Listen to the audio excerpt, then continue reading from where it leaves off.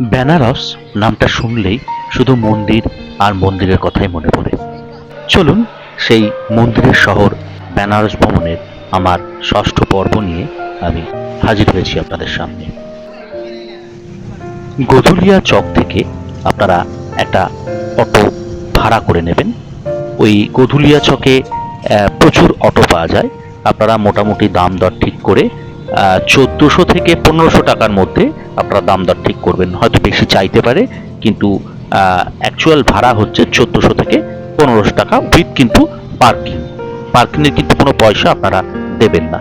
যাই হোক, তো আমি 1450 টাকায় একটা অটো ভাড়া করে আমি বেরিয়ে পড়লাম বেনারসের বিভিন্ন মন্দির দর্শন। তো যাই হোক, আমরা প্রথমেই চলে এলাম সংকটমোচন মন্দিরে। এখানে কিন্তু ক্যামেরা নিয়ে যাওয়া সম্পূর্ণ রকমে বারণ আছে। তো এই পাশেই আপনাদের ক্যামেরা, জুতো রাখার বিভিন্ন রকম লকার রয়েছে। আপনারা সেই লকার ফ্রি অফ কস্টে কিন্তু নিতে পারেন। এই হচ্ছে সংকটমোচন মন্দির। তো ভেতরে মোবাইল নিয়ে যেহেতু প্রবেশ নিষেধ, তাই বাইরে থেকেই আপনাদের যেটুকু পারলাম শেয়ার করলাম। তো এইখানে পুজো দিয়ে আমরা বেরিয়ে পড়লাম আমাদের পরবর্তী গন্তব্যের দিকে। 1800 শতকের দিকে এই মন্দিরটি নির্মিত হয় এবং এই মন্দিরটি হিন্দু দেবতা ত্রিদেব অর্থাৎ ব্রহ্মা, বিষ্ণু এবং মহেশ্বর বা শিবের উদ্দেশ্যেই নির্মিত। এই মন্দিরটির অবস্থান বানারসের তুলসী মানস মন্দির কলোনির কাছেই।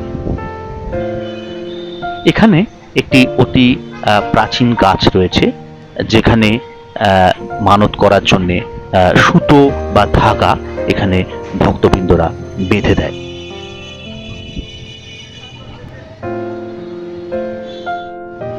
চলুন এবার এই ত্রিদেব মন্দিরের ভেতরে প্রবেশ করা যাক। অসম্ভব সুন্দর মন্দিরটি সাজানো এবং মন্দিরটির কারুকার্য বেশ চোখে লাগার মতো। মন্দিরটির মধ্যে গেলেই কেমন যেন একটা পবিত্রতা, একটা নীরবতা, নিস্তব্ধতা চারিদিকে বিরাজ করছে। চলুন আর বেশি কথা না বাড়িয়ে আমরা একটু মন্দিরের ভেতরটা ঘুরে ঘুরে দেখি।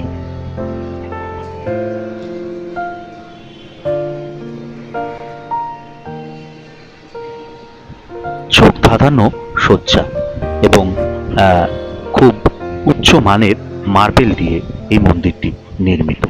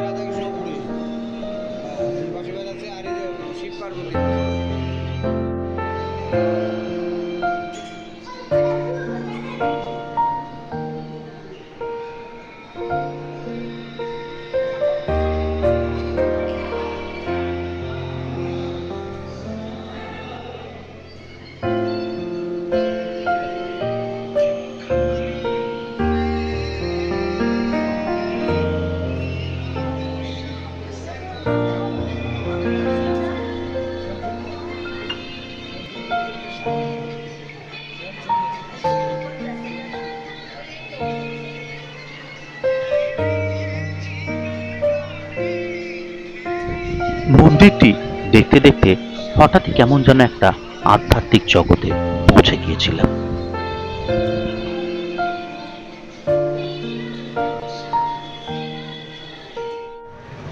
এবারে আমরা পৌঁছে গেলাম তুলসী মানস মন্দিরে। এই মন্দিরটির কিন্তু একটা ইতিহাস রয়েছে। বেনারস বেড়াতে যাওয়ার আগে এই ইতিহাসটা কিন্তু আমাদের জেনে নেওয়া খুবই জরুরি। কথিত আছে এইখানেই নাকি ভক্ত কবি তুলসী দাস তার অমর সৃষ্টি রামচরিতমানস রচনা করেন, আর তার স্মৃতির উদ্দেশ্যেই কিন্তু এই মন্দিরটি পরবর্তীতে নির্মিত হয়। 1600 শতকে এই ভক্তকবি তুলসীদাস তার অমর সৃষ্টি রামচরিতমানস রচনা করেন। পরবর্তীতে তার নামানুসারে কিন্তু এই মন্দিরটির নামকরণ করা হয়। অসংখ্য মানুষের ঢল নামে এই মন্দিরে। আপনারা যখন বারাণসীতে আসবেন তখন অবশ্যই কিন্তু এই মন্দিরটি দর্শন করবেন। আর এই মন্দিরে একদিকে রয়েছে রাম সীতার মূর্তি, আর তারই ঠিক পাশে রয়েছে শিব পার্বতীর মূর্তি।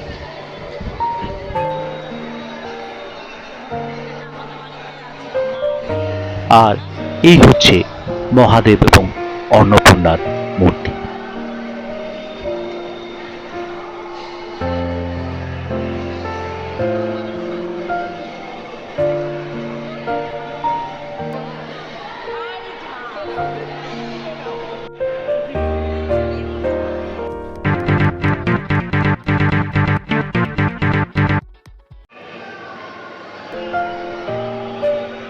এই মন্দিরের গায়ে চিত্রিত রয়েছে রামায়ণের বিভিন্ন খণ্ড।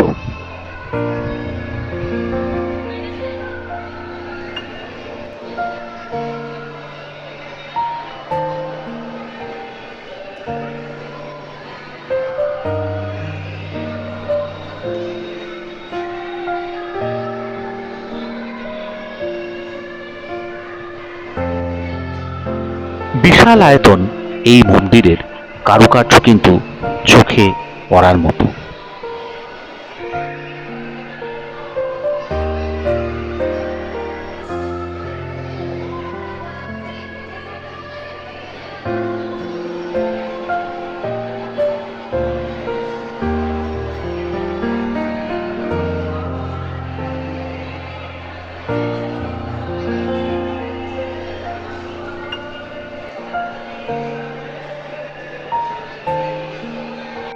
চলুন এইবারে আমরা কিন্তু চলে এলাম ইস্কন মন্দিরে।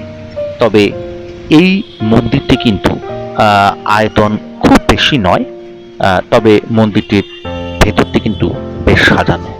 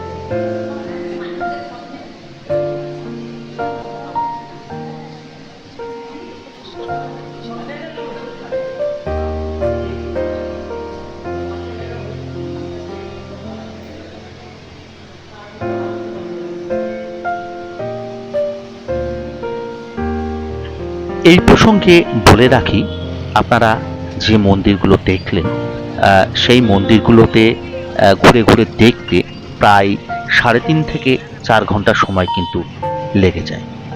তো যাই হোক, আজ এই পর্যন্তই। আমার ভিডিওটি যদি ভালো লাগে তাহলে অবশ্যই ভিডিওটিতে লাইক করবেন, এবং যদি মনে হয় তাহলে এই চ্যানেলটিকে সাবস্ক্রাইব করে চ্যানেলটির সঙ্গে জুড়ে থাকবেন। ধন্যবাদ।